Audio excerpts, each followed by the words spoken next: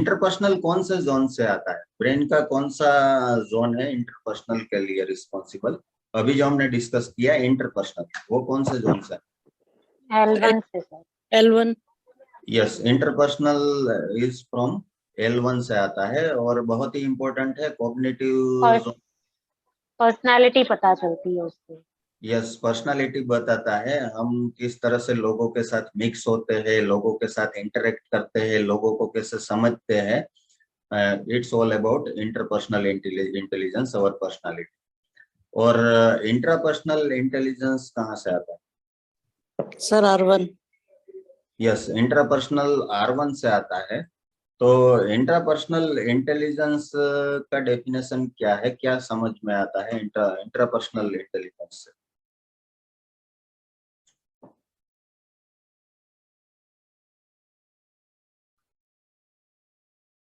जैसे इंटरपर्सनल है, उससे हमें पता चलता है कि दूसरे लोगों के साथ कैसे कनेक्ट करना है, दूसरे लोगों के साथ हम कैसे कनेक्ट कर सकते हैं। तो इंट्रापर्सनल का डेफिनेशन क्या हो सकता है? How to connect with self. Yes, how to connect with self. हम खुद के साथ कैसे कनेक्ट कर रहे हैं, खुद को कैसे अंडरस्टैंड कर रहे हैं, खुद के इमोशंस को, फीलिंग्स को, डिजायर्स को, स्ट्रेंथ एंड वीकनेसेस को हम कैसे अंडरस्टैंड कर रहे हैं। It's all about intrapersonal skills. तो जैसे जैसे हम लाइफ में आगे बढ़ते हैं, हम हमें अलग अलग टाइप के एक्सपीरियंसेस होते हैं लाइफ में। इस तरह से हमारा लॉजिकल जो जोन है वो भी धीरे धीरे रीच होता है, वो भी धीरे धीरे मैच्योर होता है, R2 मैच्योर होता है और R1 भी साथ साथ में मैच्योर होता है, जो हम ऑलरेडी डिस्कस कर चुके हैं पहले। तो फॉर एग्जाम्पल, आज से 10 साल पहले हम खुद के बारे में जितना जानते थे, उससे आज हम ज्यादा जानते हैं कि कम जानते हैं? आज से 10 साल पहले हम खुद के बारे में जितना जानते थे, उससे आज हम ज्यादा जानते हैं, हमारे गोल्स ज्यादा क्लियर है, हमारे डिजायर्स, हमारे मोटिवेशन, हमारे स्ट्रेंथ या वीकनेस, या हमें कौन सी एक्टिविटी करनी चाहिए नहीं करनी चाहिए, वो ज्यादा क्लैरिटी है हमें 10 साल पहले जो थी उससे, या कम है?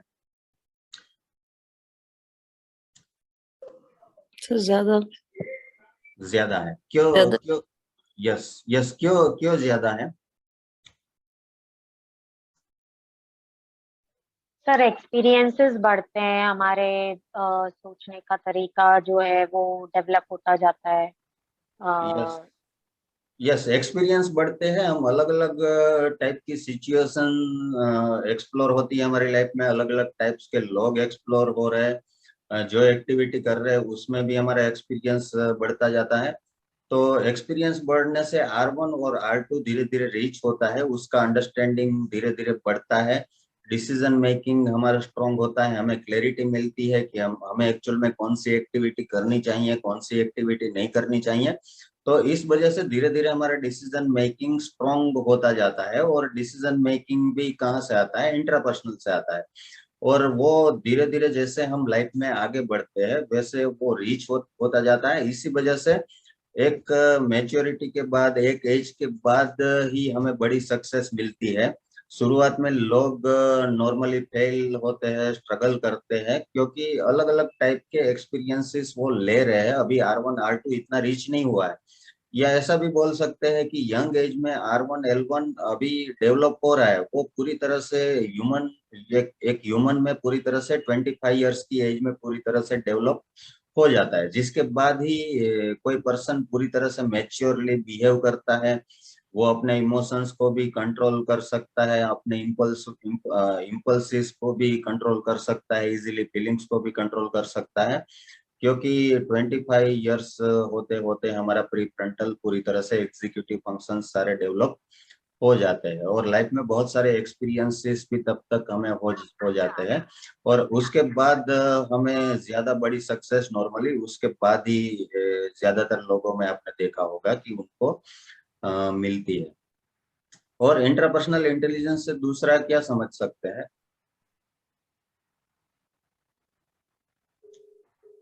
आपण डायल केलेला नंबर सध्या व्यस्त आहे।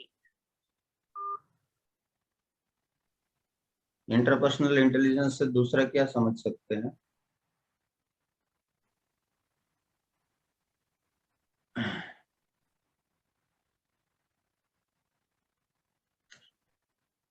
अगर किसी सर वो self yes self yes self connected होते हैं तो सर उनका मतलब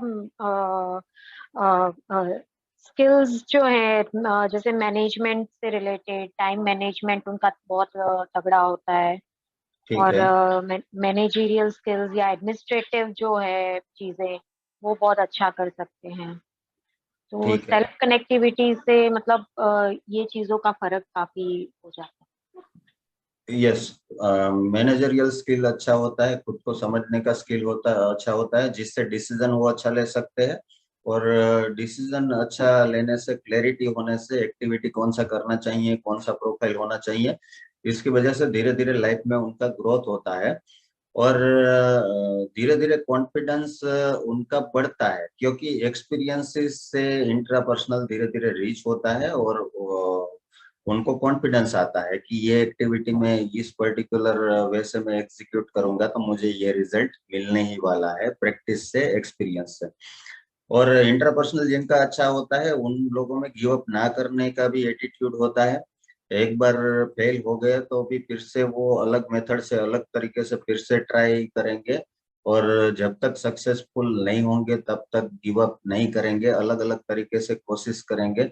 चाहे वो लाइफ में जीरो हो जाए, बैंकरप्ट हो जाए, फिर भी वो गिव अप नहीं करेंगे, कुछ न कुछ अपनी तरीके से एफर्ट लगा के खुद को खड़ा करने की कोशिश करेंगे। और इंटरपर्सनल किसी का कम है तो वो खुद के लिए इतना कॉन्फिडेंट नहीं होते हैं, जिसकी वजह से वो कंफ्यूज रहते हैं कि मैं ये पर्टिकुलर एक्टिविटी में एक बार फेल हो गया हूँ तो दूसरी बार करूंगा तो पता नहीं मुझे सक्सेस मिलेगा कि नहीं मिलेगा। वो उनमें डाउट बना रहता है, वो कंफ्यूज रहते हैं, जिसकी वजह से वो गिव अप का ना करने का एटीट्यूड उन लोगों में नहीं होता है, या वो एक्टिविटी को कंटिन्यू नहीं कर पाते हैं, बार बार एक्टिविटी चेंज करते रहते हैं, ये भी होता है। वो कुछ पैटर्न की वजह से भी होता है जो हम जानते हैं। लेकिन इंट्रापर्सनल इंटेलिजेंस का भी यहाँ पे रोल होता है कि इंट्रापर्सनल अच्छा हो तो उन लोगों में कॉन्फिडेंस अच्छा रहता है। तो कॉन्फिडेंस बाय प्रोडक्ट है इंट्रापर्सनल इंटेलिजेंस का। इंट्रापर्सनल इंटेलिजेंस अगर अच्छा है तो पहली नजर में हम ऐसा बता सकते हैं किसी भी पर्सन को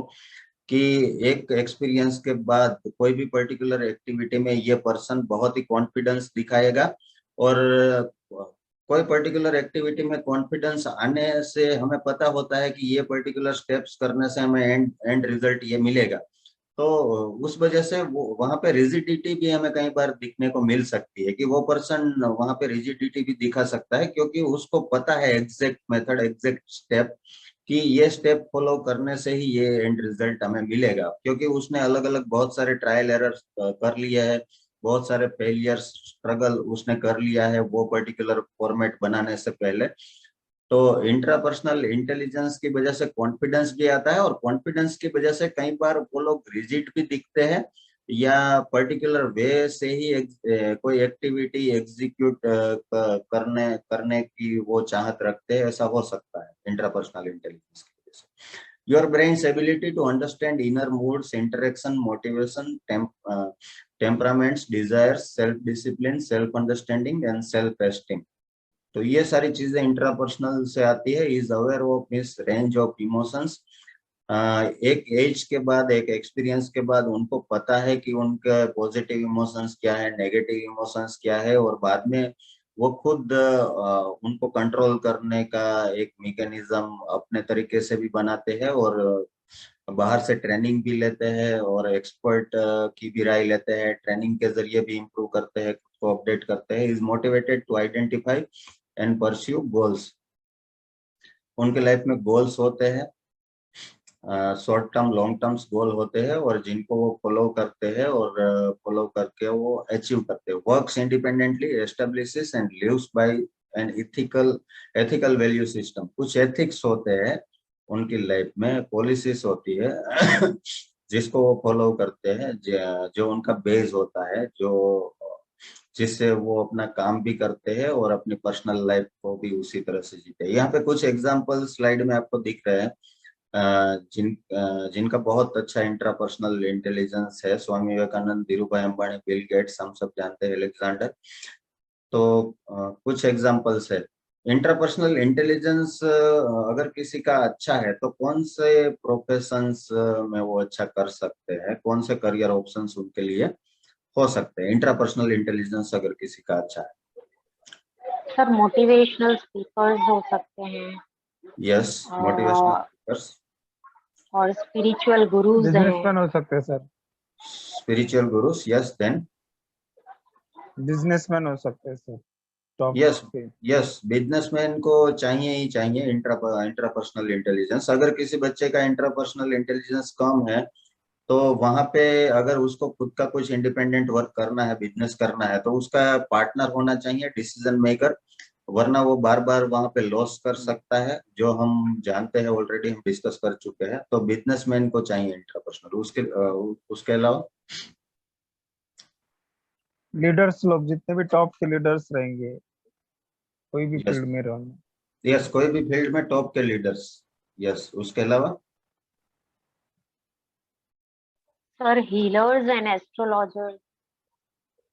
यस, हीलर्स को भी चाहिए, हाँ, एस्ट्रोलॉजर्स को भी चाहिए। एस्ट्रोलॉजर्स को ज्यादा R2L2 की जरूरत है, फिर भी एक एड ऑन होगा एस्ट्रोलॉजर को। हीलर्स को तो चाहिए ही चाहिए, है ना। हीलर्स को क्यों चाहिए, उसको एक्सप्लेन कर सकते, एलाबोरेट कर सकते, हीलर्स को क्यों चाहिए? हीलर्स को क्यों चाहिए इंट्रापर्सनल?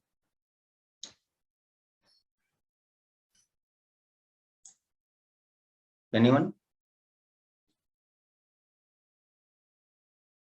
सर हीलर्स को जैसे मतलब जिसका भी जो भी इशू है, जो भी प्रॉब्लम है, उसके सॉल्यूशन के लिए उनको मोटिवेशन देना है और साथ में मतलब हीलिंग का एक एड ऑन करना है, तो उसके हिसाब से इंट्रापर्सनल मतलब जरूरी हो जाता है, ग्रेट, मोटिवेशन आ जाता है उसमें। Yes, great. मैं थोड़ा अलग तरीके से डिस्क्राइब करता हूँ। हीलर्स होते हैं वो एनर्जी हीलर्स होते हैं ना, एनर्जी का यूज करते हैं, रेकी करते हैं या दूसरा कोई हीलिंग का प्रोसेस करते हैं, वहां पे वो एनर्जी का यूज कर रहे हैं, एनर्जी को चैनलाइज कर रहे हैं। और एनर्जी को चैनलाइज करने के लिए वो थॉट्स का यूज कर रहे हैं, फोकस और कंसंट्रेशन का वो यूज कर रहे हैं, पूरी तरह से अपने थॉट्स को एक जगह पे फोकस कर रहे हैं, कंसंट्रेट कर रहे हैं। नॉर्मली हीलर्स का ये रोल होता है, और जितना अच्छी तरीके से वो थॉट्स को कंसंट्रेट या फोकस कर पाएंगे, उतना ही हीलिंग का प्रोसेस फास्ट होगा, उतना ही अच्छा रिजल्ट उनको मिलेगा। और थॉट्स को फोकस कंसंट्रेट करने का काम कौन अच्छा कर सकता है? जिनका प्री फ्रंटल लोब अच्छा है, जिनका R1L1 अच्छा है, वो अच्छी तरह से थॉट्स को फोकस कर सकता है, कंसंट्रेट कर सकता है, कंट्रोल कर सकता है। तो इसी वजह से हीलर्स को यहाँ पे इंट्रापर्सनल और इंटरपर्सनल की भी कहीं ना कहीं जरूरत है। किसी भी पर्सन में अगर ये दोनों स्किल अच्छी है, इंट्रापर्सनल और इंटरपर्सनल, तो लाइफ उनका बिल्कुल बैलेंस हो सकता है। वो दूसरे लोगों की भी फीलिंग्स को भी अच्छी तरह से समझ पाएंगे, और खुद के फीलिंग्स और मोटिवेशंस को भी अच्छी तरीके से समझ पाएंगे, खुद की फीलिंग्स को भी एक्सप्रेस कर पाएंगे, और दूसरे लोगों को भी समझ के एक विन विन सिचुएशन, एक मिडल वे ड्राफ्ट कर पाएंगे। अगर इंटर और इंट्रा दोनों अच्छा है, इंटर और इंट्रा दोनों में से कोई एक कम है, तो कहीं ना कहीं इम्बैलेंस हो सकती है उनकी लाइफ। या तो इंटर की तरफ वो ज्यादा इंटर की तरह वो एक्टिविटी ज्यादा कर सकते हैं, या इंट्रा की तरह कर सकते हैं। लेकिन दोनों अच्छा है तो वो बहुत अच्छा कर पाएंगे अपनी लाइफ में, कुछ वर्थवाइल वो डेफिनेटली अचीव कर पाएंगे। हीलर्स को चाहिए, डेफिनेटली चाहिए, इंट्रापर्सनल इंटरपर्सनल। उसके अलावा सर मैजिशियंस को भी चाहिए ना इंट्रापर्सनल। हाँ, म्यूजिशियन को भी चाहिए। क्यों चाहिए, म्यूजिशियन को क्यों चाहिए? उनको भी सर फोकस कंसंट्रेशन इन सब चीजों की बहुत ज्यादा जरूरत है, तभी वो परफेक्टली मतलब मैजिक शो कर पाएंगे और लोगों को मतलब ये दिखा पाएंगे कि ये this is the magic. Definitely focus concentration की तो जरूरत है, लेकिन सबसे ज्यादा उनको कॉन्फिडेंस की भी जरूरत है ना। मैजिक में सबसे ज्यादा कॉन्फिडेंस चाहिए, कॉन्फिडेंटली खुद को प्रेजेंट करना है लोगों के सामने, और वो बार बार प्रैक्टिस करके वो कॉन्फिडेंस अपने अंदर लाते हैं। कि पब्लिक जो भी वो ट्रिक कर रहे हैं उनको कैच नहीं कर पाएंगे, और उनका उनका ध्यान कहीं और डाइवर्ट करके वो अपना मैजिक दिखाते हैं नॉर्मली। तो कॉन्फिडेंस भी चाहिए और इंटरपर्सनल दोनों वहाँ पे चाहिए कहीं ना कहीं, क्योंकि मास को इन्फ्लुएंस करना है तो दोनों की उनको भी जरूरत पड़ेगी। उसके अलावा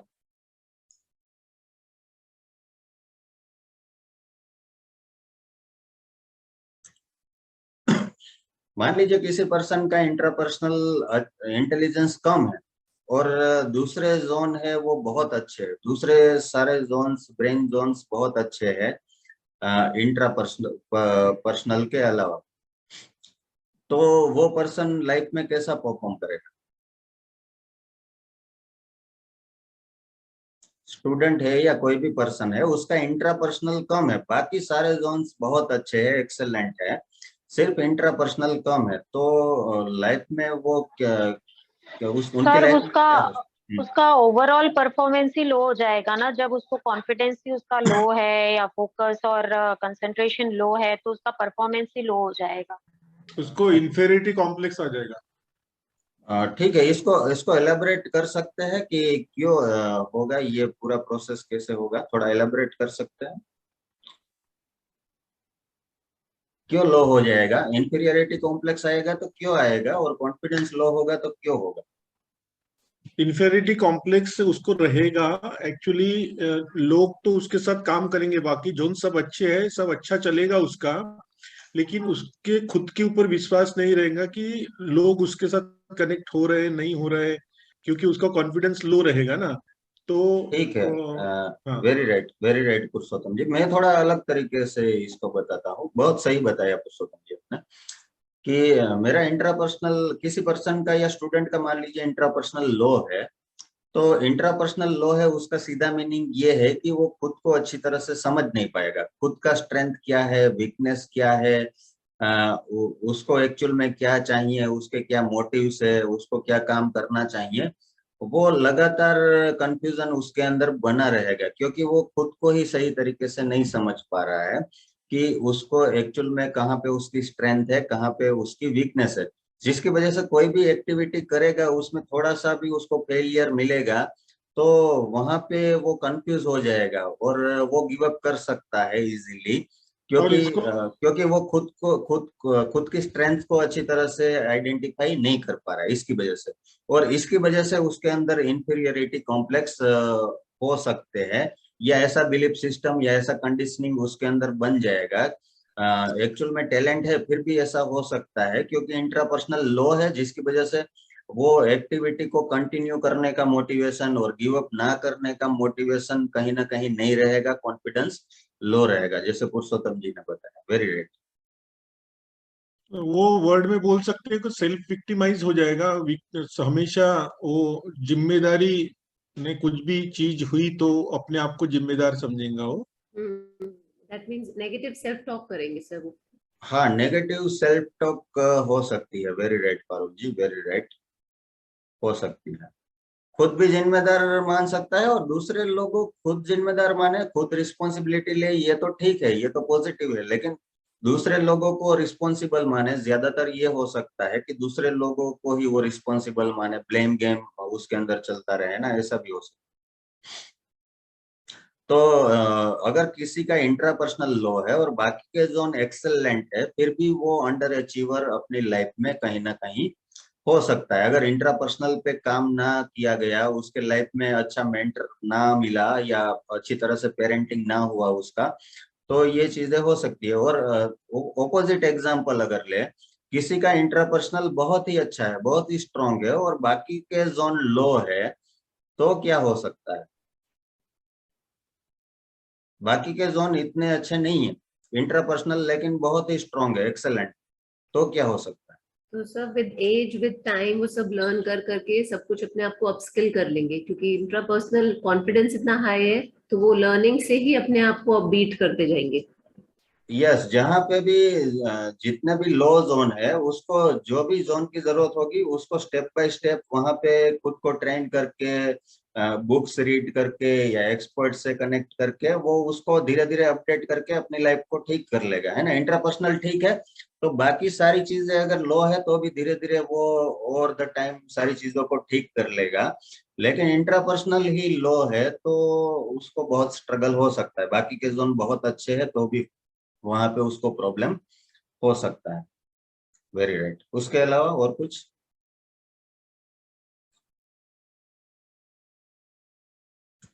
तो इंट्रापर्सनल की कहाँ कहाँ पे हमें जरूरत हो सकती है? कौन कौन से प्रोफेशंस, करियर ऑप्शंस हो सकते हैं? अगर किसी का इंट्रापर्सनल अच्छा है तो कहाँ पे वो अच्छा कर सकते डॉक्टर, वकील, leader, politicians, class 1 officer, trainer, IAS, trainer, public speaker. Professor, lecturer. हैं? ठीक है, साथ साथ में थोड़ा एक्सप्लेन करेंगे तो ज्यादा अच्छा लर्निंग होगा। कि मान लीजिए कोई डॉक्टर है तो क्यों उनको चाहिए, है ना? थोड़ा एलाबोरेट करेंगे तो अच्छा लर्निंग होगा हमारे लिए। डॉक्टर को तो सबसे ज्यादा चाहिए, क्यों चाहिए? क्योंकि वो तो जिंदगी से खेलना है उसको।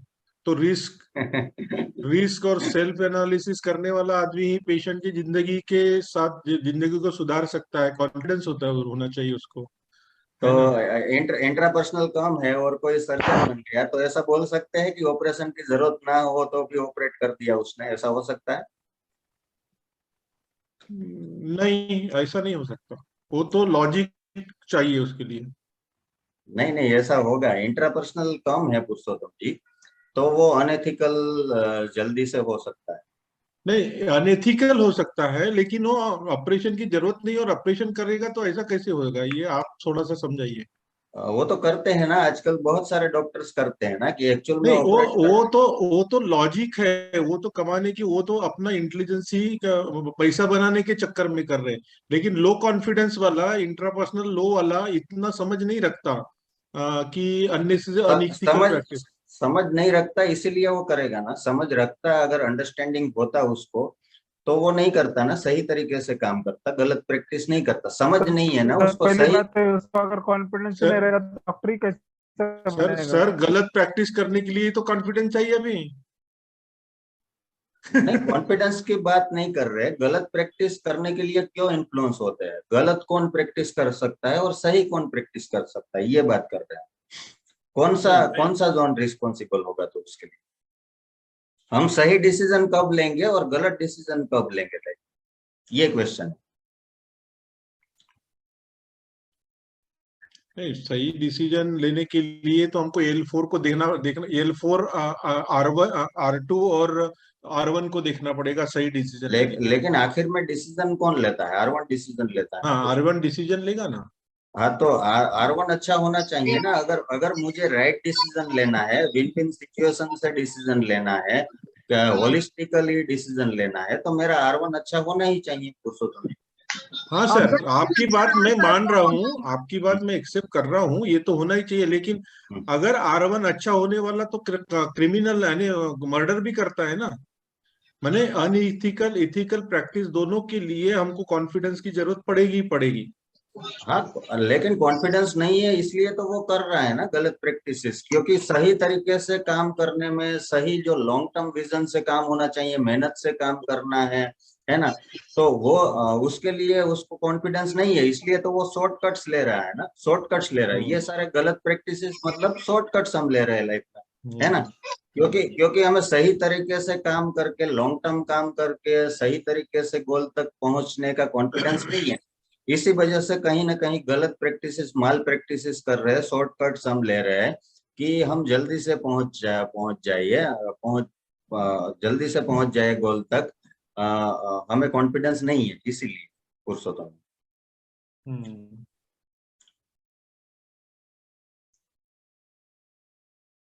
और दूसरे करियर ऑप्शंस क्या हो सकते हैं?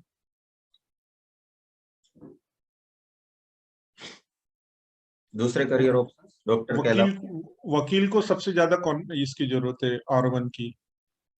ठीक है, वकील को क्यों जरूरत है? जज को, वकील को।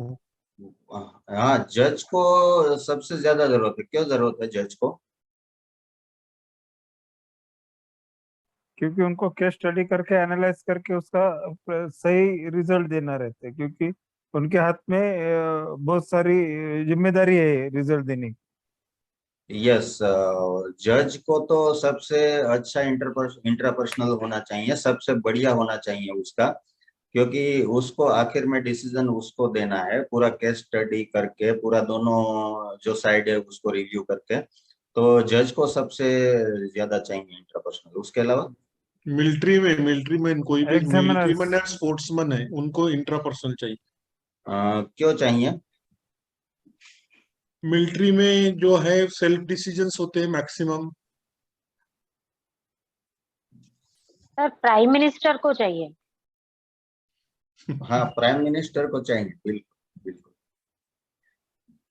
और उसके अलावा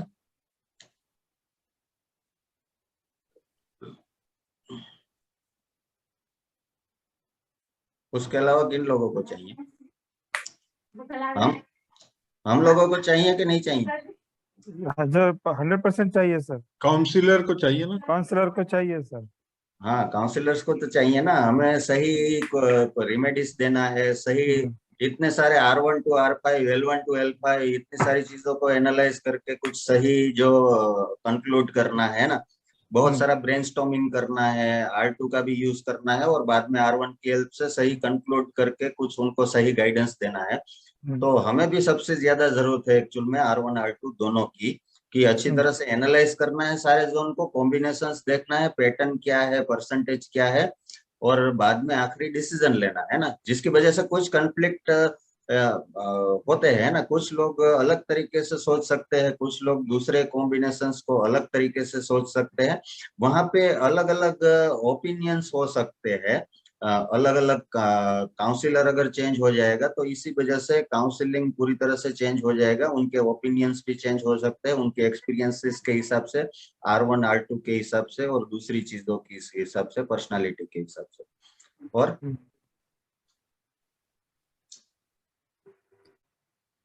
और कौन से प्रोफेशंस हो सकते हैं? Public servant. Yes, public servant, public speaker, religious leader, यहाँ पे कुछ स्लाइड्स में आपको दिख रहे हैं। Religious leader, entrepreneur, program planner, psychiatrist, psychology teacher, philosopher, adventure sports, public speaker. Adventure sports में क्यों चाहिए इंट्रापर्सनल?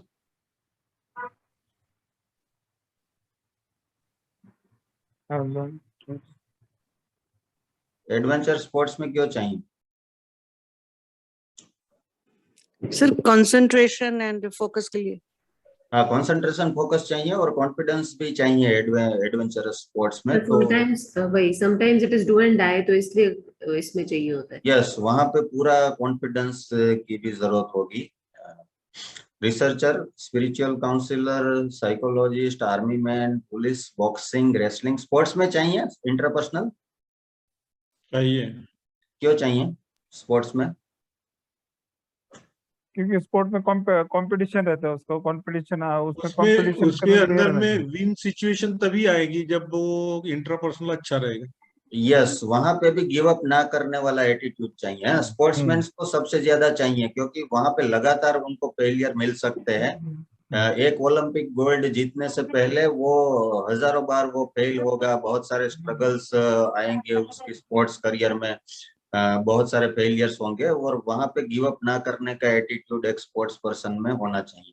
कोई भी स्पोर्ट्स हो, सारे स्पोर्ट्स पर्सन को चाहिए। Team leader, politicians, leader, coach, healers, हम ऑलरेडी डिस्कस कर चुके हैं ना।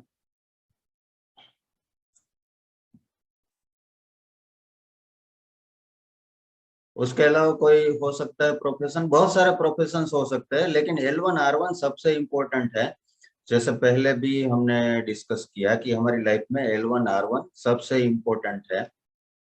तो रिमेडीज क्या हो सकती है? अगर किसी का इंट्रापर्सनल कम है तो रिमेडीज क्या हो सकती है? कैसे हम बढ़ा सकते हैं, कैसे इम्प्रूव कर सकते हैं? इंट्रापर्सनल कम है तो उसको इम्प्रूव करना जरूरी है, और यंग एज में ही उस पर काम होना जरूरी है, वरना बहुत सारे चैलेंजेस आ सकते हैं, बाद में उनका स्ट्रगल बढ़ जाएगा, दूसरे जोन अच्छे जोन है उसका भी पूरा बेनिफिट उसको नहीं मिल सकता। तो किस तरह से रिमेडीज इसमें प्लान कर सकते हैं? उसको अथॉरिटीज देना चाहिए। ग्रेट। ऑथोरिटीज मतलब एग्जाम्पल कुछ पुरुषोत्तम? पहले घर में से शुरू करना चाहिए, अथॉरिटी देना चाहिए कुछ भी चीज, कोई डिसीजन लेने की। बाकी सपोर्ट बाद में करना चाहिए। और जैसे यस, हमने इंटरपर्सनल में उसको कुछ अथॉरिटी सिग्निफिकेंस दिया था, उसी यस, तरह की कुछ एक्टिविटी इसमें भी देना चाहिए। यस। इंट्रापर्सनल इंटेलिजेंस किसी का अच्छा होता है तो वो खुद का डिसीजन खुद लेना पसंद करते हैं, रिस्पॉन्सिबिलिटी लेना पसंद करते हैं। अगर कम है तो हमें इस टाइप की एक्टिविटी घर में ही, जैसे पुरुषोत्तम जी ने बहुत अच्छा बताया कि घर में ही छोटी छोटी एक्टिविटीज में उनको ऑथोरिटी या डिसीजन लेने का एक उनको फ्रीडम देना चाहिए, या उनको एनकरेज करना चाहिए, मोटिवेट करना चाहिए कि छोटे छोटे डिसीजन वो खुद से लेना स्टार्ट करे। और ये सबसे इम्पोर्टेंट है इंट्रापर्सनल में, ये इम्पोर्टेंट ट्रेट है कि खुद खुद से डिसीजन लेना, दूसरे लोगों की हेल्प लिए बिना डिसीजन लेना। उसी से बाद में धीरे धीरे उनका कॉन्फिडेंस बिल्ड होगा कोई भी पर्टिकुलर एक्टिविटी में। तो ये घर से स्टार्ट कर सकते हैं। वेरी राइट पुरुषोत्तम जी। उसके अलावा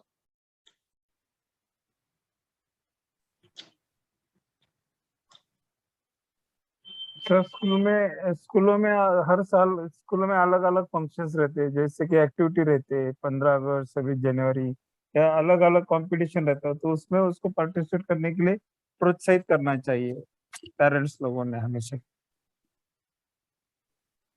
हाँ, स्कूलों में एक्टिविटी पार्टिसिपेट करने से हाँ इंटर ज्यादातर इम्प्रूव होगा। हाँ, हो सकता है इंटर भी इम्प्रूव हो सकता है, हो सकता है। उसके अलावा ये बच्चों को एक्स्ट्रा करिकुलर एक्टिविटी कंपलसरी रहना चाहिए बचपन से, जब तक वो समझदार नहीं होते तब तक का। जैसे कि कोई स्पोर्ट, कराटे जैसे स्पोर्ट्स वगैरह है, कोई भी स्पोर्ट्स है, तो उनको एक हॉबी के तौर पे बचपन में दे देना चाहिए, ताकि वो बाहर जाए और लोगों से मिले, बाकी लड़कों से मिले, टीचर के साथ बात करे। वहां पे पेरेंट का कोई रोल नहीं होता, तब वो उनका बढ़ सकता है खुद ब खुद। ठीक है, मैं थोड़ा अलग तरीके से क्वेश्चन करता हूँ कि मान लीजिए मैं कुछ काम कर रहा हूँ, कुछ एक्टिविटी कर रहा हूँ, और मैं उसमें इतना अच्छी तरीके से परफॉर्म नहीं कर पा रहा हूँ, तो मुझे खुद को एनालाइज करना है, एक्टिविटी को समझना है कि कहाँ पे मैं गलती कर रहा हूँ, क्या पॉजिटिव नेगेटिव्स है। तो मुझे क्या करना पड़ेगा जिससे मैं इम्प्रूव कर पाऊँ खुद को, है ना। जो इंट्रापर्सनल का रोल होता है कि अपडेट करना, इम्प्रूव करना, जहाँ पे भी गलती हो रही है, पिछली बार जो गलती की है वो बार बार ना करके लगातार खुद को अपडेट करना। तो बच्चों बच्चों से ऐसा क्या करवा सकते, किस तरह से करवा सकते हैं ये एक्टिविटी, मतलब किस तरह से खुद को इंट्रोस्पेक्ट करना है यहाँ पे। तो वहां पे खुद को इंट्रोस्पेक्ट करने के लिए परफेक्ट एक्टिविटी क्या हो सकती है, जहां से हम खुद को समझ पाए, खुद के फीलिंग्स, खुद के मोटिवेशन, खुद की चाहत क्या है, क्या करना उनको अच्छा लगता है, क्या करना अच्छा नहीं लगता है। तो कौन सी एक्टिविटी होती है जहां से हम खुद को अच्छी तरह से इंट्रोस्पेक्ट कर सकते।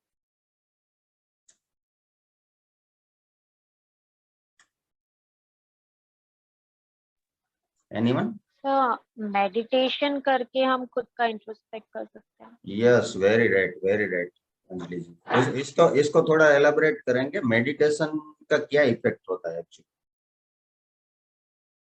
सर मेडिटेशन करने से सर हम खुद के भीतर तक जाते हैं, हम स्पिरिचुअली हम ग्रो करते हैं और खुद को इंटरनली जान पाते हैं कि हम कहाँ सही हैं, कहाँ गलत हैं, हमें मतलब क्लैरिटी दिखने लग जाती है।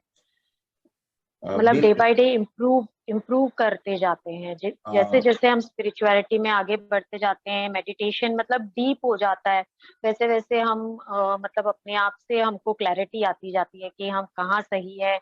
तो डिसीजन जो है, जैसे ये जो इंट्रापर्सनल है, उसका डिसीजन मेकिंग जो है वो बहुत स्ट्रांग हो जाता है। Very right, very right. अगर थोड़ा अलग तरीके से, बहुत अच्छा बताया, बहुत ही एग्जैक्टली आइडेंटिफाई किया अंजलि जी कि सबसे बेस्ट एक्टिविटी मेडिटेशन हो सकती है।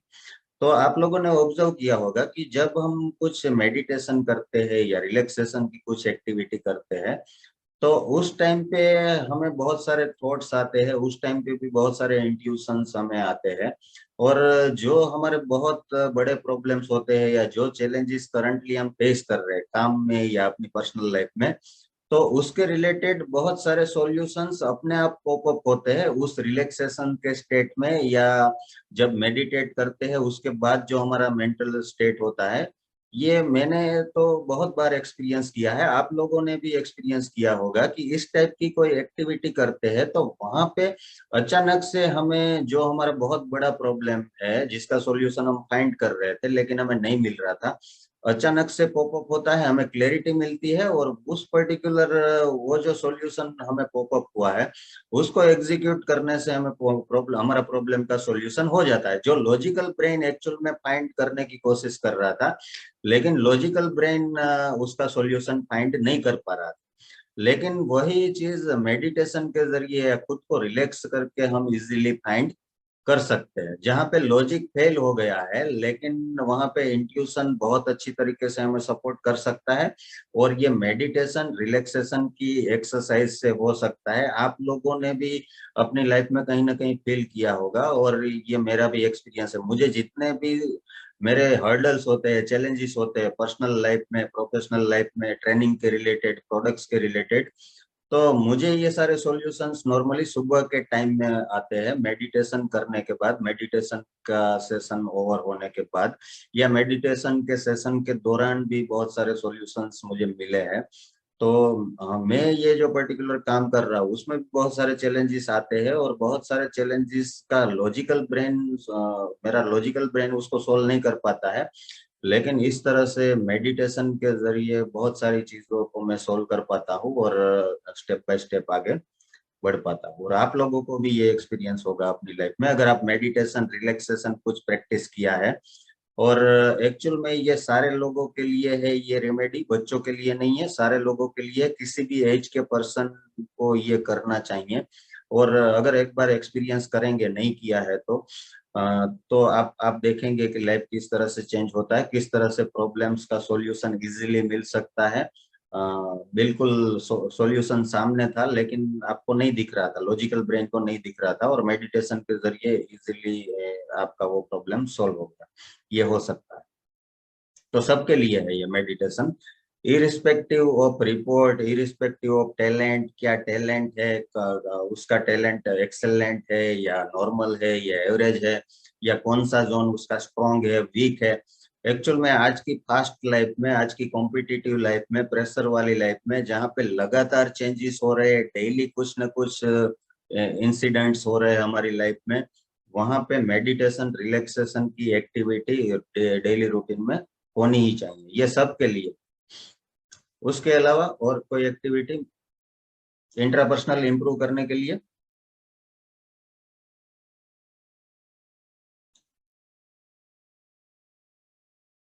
एनीवन?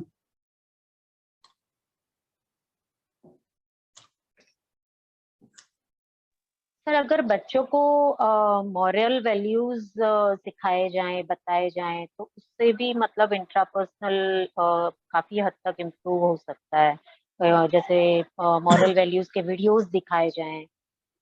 Yes, very right. तो मोरल वैल्यूज के वीडियोस, एनिमेटेड वीडियोस बहुत सारे आजकल अवेलेबल है, यूट्यूब पे भी इजीली मिल जाते हैं। तो इंटरपर्सनल काम है तो मोरल वैल्यूज बच्चों को सिखाना बहुत ही इम्पोर्टेंट है। वेरी राइट, ये एक्टिविटी भी बच्चों के साथ करनी ही चाहिए। वरना जैसे हमने बात की कि शॉर्टकट ले सकते हैं, अनएथिकल चीजें कर सकते हैं, उसकी तरफ वो अट्रैक्ट हो सकते हैं अगर मोरल वैल्यूज उनको सिखाई ना जाए तो। Very right. उसके अलावा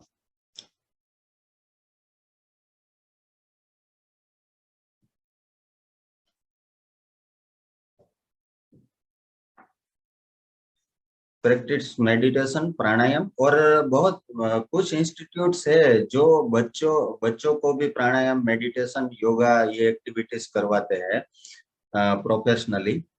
तो आप सर्च करेंगे तो आपके आसपास बहुत सारे इंस्टीट्यूट्स आपको मिल जाएंगे जो अबाउट 10 इयर्स नॉर्मली वो लोग बच्चों को मेडिटेशन, प्राणायाम, योगा, ये सारी एक्टिविटीज सिखाते हैं बच्चों को। और नॉर्मली बच्चों को रिलैक्सेशन हम सिखा सकते हैं, डीप,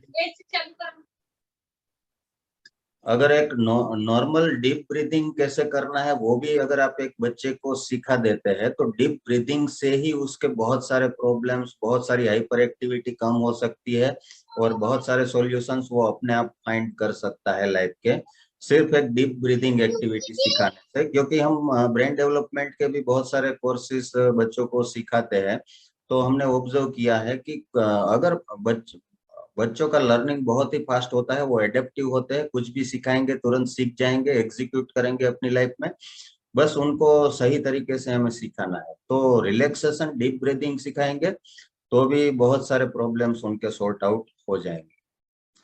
गिव रिस्पॉन्सिबिलिटीज, जैसे पुरुषोत्तम जी ने बताया कि रिस्पॉन्सिबिलिटी देना उनको जरूरी है, छोटी छोटी रिस्पॉन्सिबिलिटी, डिसीजन खुद से लेना, छोटे छोटे डिसीजन, ये करने से भी उनका कॉन्फिडेंस बढ़ेगा और इंट्रापर्सनल धीरे धीरे इंप्रूव होगा। डिसीजन लेने की जो एबिलिटी है उनकी इंप्रूव होगी। नीलिमा जी म्यूट कर ली। मोरल स्टोरीज, जैसे अंजलि जी ने बताया कि मोरल स्टोरीज इम्पोर्टेंट है स्टूडेंट्स के लिए। रीड बायोग्राफीज, बायोग्राफीज भी उनको देना जरूरी है, बुक के फॉर्म में, वीडियो के फॉर्म में भी बायोग्राफीज अवेलेबल है। अगर वो स्पोर्ट्स में इंटरेस्टेड है, स्पोर्ट्स में अच्छा कर सकते हैं, तो स्पोर्ट्स पर्सन की बायोग्राफी उनको दे सकते हैं कि देखो कितना स्ट्रगल हुआ, अप डाउन आए, बहुत सारे फेलियर्स आए, बाद में ये लोग यहाँ तक पहुंचे। और किसी भी फील्ड में, उनको साइंस में जाना है, कॉमर्स में, आर्ट्स में, तो सारे फील्ड में बहुत सारे बायोग्राफीज, ऑटोबायोग्राफीज अवेलेबल है, उनको हम दे सकते हैं उनके इंटेलिजेंस के हिसाब से, ताकि वो वहां पे इन्फ्लुएंस हो, मोटिवेट हो और लगातार उनमें मोटिवेट बना रहे, गिव अप ना करने का एटीट्यूड एक उनमें बने बायोग्राफी रीड करने से। Allow them make their decision themselves, establish a quite place in your home for introspection. ठीक है, उनको डायरी लिखना भी दे सकते हैं कि सुबह से शाम तक उनको जो भी एक्सपीरियंसेस हुआ वो यंग एज में ही अगर वो स्टार्ट कर देंगे तो इंट्रोस्पेक्ट, ये भी इंट्रोस्पेक्ट करने का प्रोसेस होगा। अगर उनका लैंग्वेज बहुत अच्छा है, साथ में फाइन मोटर स्किल भी अच्छा है, तो डायरी लिखने की अगर प्रैक्टिस होगी तो वहां पे लिखने से ही बहुत सारे प्रॉब्लम्स की क्लैरिटी उनको मिलेगी और वहां पे भी उनको सॉल्यूशंस मिल सकते हैं। सिर्फ 10 to 15 minutes every day diary writing से भी इंट्रापर्सनल इंप्रूव हो सकता है। Teach yourself something new such as a skill, language और अ सब्जेक्ट। और इंट्रापर्सनल कैसे इंप्रूव कर सकते हैं? नई नई स्किल इंप्रूव करने से। कोई स्किल अगर हमारे अंदर कम है, वहां पे हम अच्छा परफॉर्म नहीं कर पाते हैं, जैसे हम यहाँ पे बहुत सारे लोग हैं जो बिजनेस नहीं कर पा रहे हैं ना, डीएमआईटी रिपोर्ट सेल करना है तो उनको प्रॉब्लम हो रहा है, कुछ बिजनेस स्किल्स कम है, सेलिंग स्किल्स कम है, मार्केटिंग स्किल्स कम है, तो वो स्किल हमें इम्प्रूव करने पड़ेगी और वो स्किल इम्प्रूव करने से ही R1 रीच होगा और धीरे धीरे हमारा कॉन्फिडेंस बढ़ेगा। तो ओवर द टाइम हमें नई नई स्किल्स सीखना जरूरी है, खुद को इम्प्रूव करना जरूरी है, जैसे टेक्नोलॉजी चेंज हो रही है खुद को चेंज करना जरूरी है, तो इससे भी इंट्रापर्सनल इंप्रूव होगा। डेवलप एन इंटरेस्ट और हॉबी, नए नए इंटरेस्ट या हॉबी एक्सप्लोर करने से भी ये हो सकता है। Read self help books on assertiveness on और डेवलपिंग सेल्फ कॉन्फिडेंस, जो आगे हमने बात की, पर्सनल डेवलपमेंट के रिलेटेड बुक्स है, ट्रेनिंग्स है, बहुत सारे माइंड पावर डेवलपमेंट के कोर्सेज है, बहुत सारे लाइफ कोचेस अवेलेबल है, बहुत सारे ट्रेनिंग्स अवेलेबल है, लेकिन हम कोई भी ट्रेनिंग को कोर्स सब्सक्राइब नहीं करते हैं। सबसे बड़ा प्रॉब्लम ये है, मार्केट में एक से एक एक्सपर्ट अवेलेबल है हैंड होल्ड करने के लिए, जो आपको सिखा सकते हैं एग्जैक्ट टेक्निक, एंजाइटी से कैसे बाहर आना है, स्ट्रेस से कैसे बाहर आना है, डिप्रेशन से कैसे बाहर आना है, खुद को असर्टिव कैसे बनाना है, डिसीजन कैसे अच्छे लेना है, क्या प्रोसेस होना चाहिए, लेकिन कभी हमने उसको एक्सप्लोर ही नहीं किया है ना। और बाद में हम कंप्लेन करते हैं कि हमें रिजल्ट नहीं मिलता है, ब्लेम गेम हम लगातार, जबकि आज की डेट में जितने ट्रेनर्स, जितने कोचेस, जितनी अच्छी ट्रेनिंग, जितनी एक्सपर्ट लेवल की ट्रेनिंग मार्केट में अवेलेबल है, जो आज से 10 साल पहले इतनी अवेलेबल नहीं थी, लेकिन हमें उसका बेनिफिट लेना पड़ेगा, सब्सक्राइब करना पड़ेगा, इन्वेस्ट करना पड़ेगा। लेकिन बहुत कम लोग हैं जो खुद पे इन्वेस्ट कर रहे हैं, इसी वजह से दूसरे लोग स्ट्रगल कर रहे हैं और दूसरे लोग पीछे रह जाते हैं और कुछ लोग आगे बढ़ जाते हैं। Attend training of self development और skill development, already we discussed. Use affirmations, affirmations बहुत ही मिरेक्युलस हो सकते हैं किसी भी बच्चे की लाइफ में, पर्सन की लाइफ में, ये भी सबके लिए है एक्चुअल में, ये रेमेडी भी सबके लिए है। अफर्मेशन का यूज करना चाहिए हमारी लाइफ में। बच्चों के ऊपर तो ये मिरेकल की तरह काम करते हैं। कोई पर्टिकुलर सब्जेक्ट में वीक है, उसका बिलीफ सिस्टम नेगेटिव बन गया है, और अफर्मेशन आपने उसको दे दिया लिखने के लिए, या रिलैक्स करके खुद को कैसे अफर्मेशन देना है वो आपने उसको सिखा दिया, और डेली वो करने लगा, तो जो सब्जेक्ट उसको पसंद नहीं है, वीक है, उसमें विद इन 2 और 3 मंथ्स उसका रिजल्ट बिल्कुल चेंज हो सकता है। बिल्कुल मिरेक्युलस रिजल्ट मिल सकते हैं अफर्मेशन का यूज करके। और बच्चे इतने एडेप्टिव होते हैं कि उनका माइंड तुरंत ही उस पर रिस्पॉन्ड करना स्टार्ट कर देता है। जैसे ही जो हम सब लोग जानते हैं ना, गोल को राइट करना कितना जरूरी है, ऑलरेडी ट्रेनिंग में भी हम डिस्कस कर चुके हैं। तो अफर्मेशन भी इसी तरह से काम करते हैं। लर्न टाइम मैनेजमेंट, तो जिनका इंटरपर्सनल काम है उनको टाइम मैनेजमेंट के रिलेटेड भी ट्रेनिंग देनी चाहिए। टाइम मैनेजमेंट इंप्रूव करना भी उनके लिए जरूरी है। टाइम मैनेजमेंट उनका सही नहीं होता है, उसके रिलेटेड भी बहुत सारे ट्रेनिंग्स बुक्स अवेलेबल है। टू डू लिस्ट, इंट्रापर्सनल अच्छा नहीं है तो टू डू लिस्ट बच्चे के पास होना ही चाहिए। ये बचपन से ये भी एक हैबिट उन लोगों में डाल सकते हैं। बच्चे बड़े सबके लिए ये अप्लाइड है। टू डू लिस्ट बनाना चाहिए, और सुबह वो डिसाइड हो जाना चाहिए, और बाद में हमें फोकस रहना है जब तक टू डू लिस्ट के हिसाब से सारी एक्टिविटीज ओवर नहीं होती। Being honest with yourself about your feelings and opinions, take stand. हमारे जो फीलिंग्स है, ओपिनियंस है, उसके लिए हमें फर्म रहना चाहिए। हमारे ओपिनियंस लोगों से इन्फ्लुएंस नहीं होने चाहिए। हमें हमें अपनी स्ट्रेंथ और वीकनेसेस के हिसाब से स्टैंड लेना चाहिए।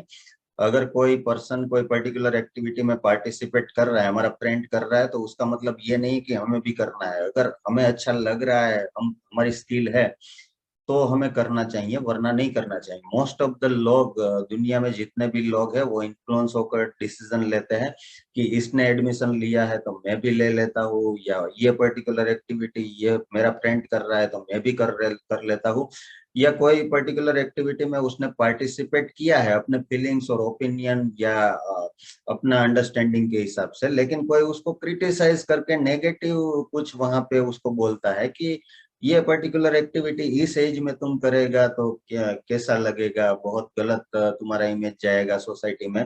तो उसके अंदर फीलिंग है वो एक्टिविटी करने का, फिर भी वो एग्जीक्यूट नहीं कर पाएगा, जिसकी वजह से आगे जाके उसको रिग्रेट फील करना होगा।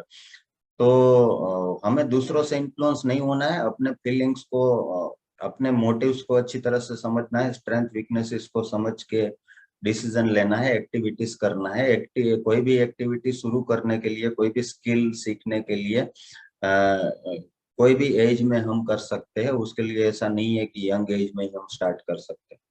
Set short and long term goals and follow them. कोई भी गोल सेट करके बाद में कंटिन्यू उसको फॉलो करना है, चाहे शुरुआत में फेलियर आए, शॉर्ट टर्म हमें स्ट्रगल करना पड़े, तो ये भी उनको सिखाना है। Make time for yourself to do something that makes you happy. खुद के इमोशंस को फॉलो करना है, खुद के स्ट्रेंथ वीकनेसेस मोटिव्स, अच्छा क्या लगता है, हॉबीज क्या है, वो समझ के उसको फॉलो करना है। Take 10 minutes every evening to mentally review the various thoughts and feelings you had during the day। जो हमने पहले भी डिस्कस किया कि डायरी राइटिंग कर सकते हैं, उसके लिए दिन में क्या पॉजिटिव एक्सपीरियंस हुए, नेगेटिव एक्सपीरियंस हुए, उससे भी बहुत अच्छा इम्प्रूवमेंट हो सकता है 10 minutes की एक्टिविटी से। Spend time with people who have a strong and healthy sense of self, highly motivated. तो ये भी बहुत ही इम्पोर्टेंट एक्टिविटी है। जो लोगों का इंट्रापर्सनल इंटेलिजेंस कम है, आप लोगों ने भी ये ऑब्जर्व किया होगा कि कुछ लोगों के साथ टाइम स्पेंड करने से आपका मोटिवेशन बढ़ जाता है, और कुछ लोगों के साथ टाइम स्पेंड करने से आप डीमोटिवेट हो जाते हो, इरिटेट हो जाते हो, नेगेटिव हो जाते हो।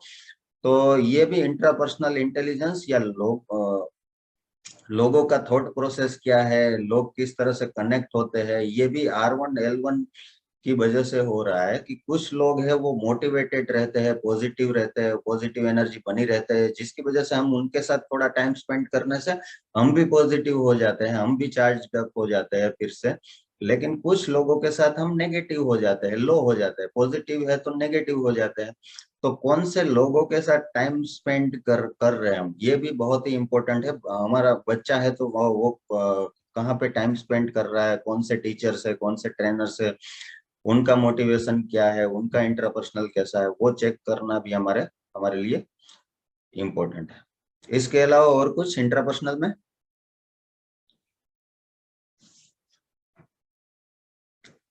एनी सजेशन इसके अलावा?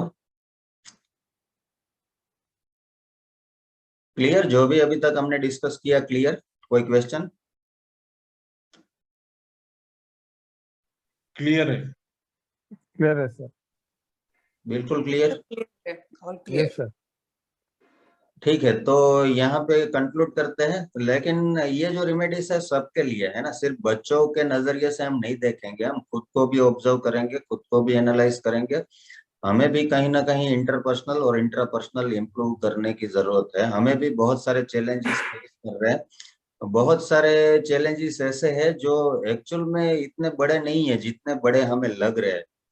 इसका रीजन है हम सही तरीके से उसको एनालाइज नहीं कर रहे, इंटरप्रेट नहीं कर रहे और उस पे काम नहीं कर रहे। प्रॉब्लम पे जब तक काम नहीं करेंगे, उसको एग्रेसिव होकर जब तक सॉल्व नहीं करेंगे, तब तक प्रॉब्लम बना रहेगा। लेकिन हम नॉर्मली प्रॉब्लम को अवॉइड कर लेते हैं, अवॉइड करते हैं। अवॉइड करने से वो सोल्व नहीं होगा, वो वहां पे बना रहेगा। हमें एग्रेसिव होके उसको सोल्व करना पड़ेगा, एक्सपर्ट से पूछना पड़ेगा, ट्रेनिंग लेनी पड़ेगी, बुक रीड करनी पड़ेगी। लेकिन जब तक नहीं करेंगे, शॉर्टकट लेंगे, उसको अवॉइड करेंगे, तब तक वो प्रॉब्लम बना रहेगा। इंट्रापर्सनल हाई है, फिर भी हम सही तरीके से उसका यूज नहीं कर रहे हैं, जो हमें करना जरूरी है, ताकि कम टाइम में हम ज्यादा रिजल्ट ला सके, ज्यादा गोल अचीव कर पाए, ज्यादा फोकस होके, ज्यादा कंसंट्रेट होके काम कर पाए। हम भी डिस्ट्रैक्ट हो रहे हैं ना, बहुत सारी चीजों से हम डिस्ट्रैक्ट हो रहे हैं। एंग्जाइटीज है, स्ट्रेस है, डिप्रेशन है। हम कुछ डिसाइड करते हैं मॉर्निंग में कि आज के दिन में ये काम कंप्लीट करना है, लेकिन शाम होते होते आसपास के लोगों ने, फैमिली मेंबर्स ने, सोसाइटी ने इतना डिस्ट्रैक्ट कर दिया, इतने सारे चैलेंजेस खड़े कर दिए कि शाम होते होते हमें फील होता है कि जो सुबह डिसाइड किया था उसमें से कुछ नहीं कर पाए। इसकी वजह से सेल्फ एस्टीम भी लो होता है, कॉन्फिडेंस भी लो होता है। तो हमें भी डिस्ट्रैक्शन को मिनिमाइज कैसे करना है, डिस्ट्रैक्शन से खुद को बाहर कैसे रखना है, फीलिंग को कंट्रोल में कैसे रखना है, नॉर्मल होकर काम कैसे करना है। अगर कुछ नेगेटिव हो गया है तो तुरंत बाहर आके नॉर्मल होके तुरंत कैसे काम स्टार्ट करना है। तो इसके लिए मेडिटेशन, प्राणायाम, रिलैक्सेशन सारे लोगों को चाहिए। ये रेमेडीज सारे लोगों के लिए है और हमें भी